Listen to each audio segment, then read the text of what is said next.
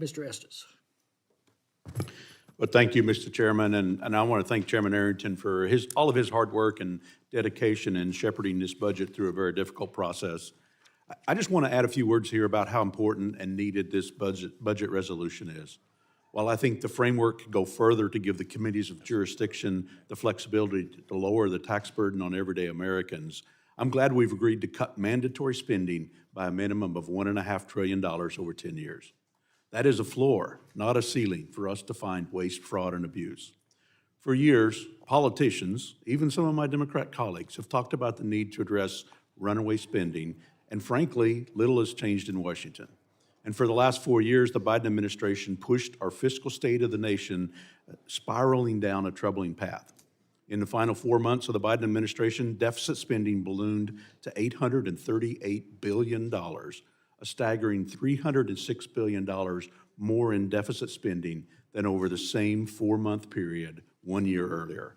If we want to make sure we can afford the programs and services that are important to our country and our constituents and enact real policy change, we must rein in spending and root out waste, fraud, and abuse throughout the federal government.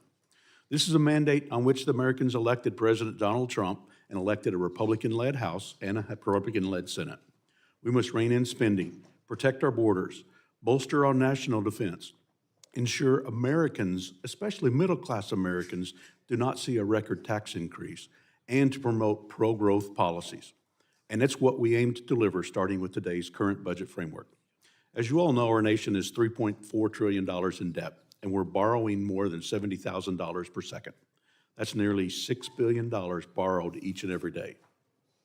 This budget resolution we passed today will also allow me and my colleagues on the Ways and Means Committee to responsibly extend and enhance the pro-growth tax reforms from the Tax Cuts and Jobs Act permanently. While many of my colleagues may disagree with the facts, the reality is pretty simple. Without extending the Trump tax cuts, taxes on nearly every American will go up.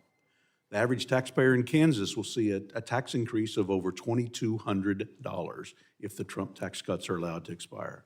But by extending the 2017 tax cuts, we'll avoid this tax hike and allow working-class families and small businesses to keep more of their hard-earned money. And to make this happen, we need a common-sense budget framework like the one we're marking up today. And making the Trump tax cuts permanent will do more than provide sorely needed relief to individuals and families. These tax cuts also help the businesses and innovators who create and sustain countless jobs in communities across our country, leading to job creation and economic growth and higher wages. That includes common sense, bipartisan tax policies like R&D or expensing that has received broad support from my colleagues on both sides of the aisle. Promoting growth and productivity in our economy is absolutely critical to strengthening the American economy that has been weakened by failed policies from the Biden administration. Today, Republicans on this committee are defending lower taxes and working to root out waste, fraud, and abuse through this common sense, America First budget, something 77 million Americans just voted for us to address. Unfortunately, what we're hearing from the left is a defense of the unrestrained bureaucratic government and higher taxes on families and small businesses. The Tax Cuts and Jobs Act in 2017 jump-started the economy. We're now seeing a slowdown in that economy just because of inflation and some of these failed policies over the last 4 years. But if you look back, their actual tax revenue to the U.S. Treasury over the last 7 years has been higher than what CBO estimated, even taking inflation into account for so many of the businesses that are paying more in taxes now than what they did before. We need to not raise taxes and to go backward in the economy because that's what would be the result. There's been enough political rhetoric. It's time to actually take action. I'm looking forward to voting for this resolution and to begin enacting the policy agenda that the American people sent us here to achieve. And with that, I yield back. Gentleman yields back.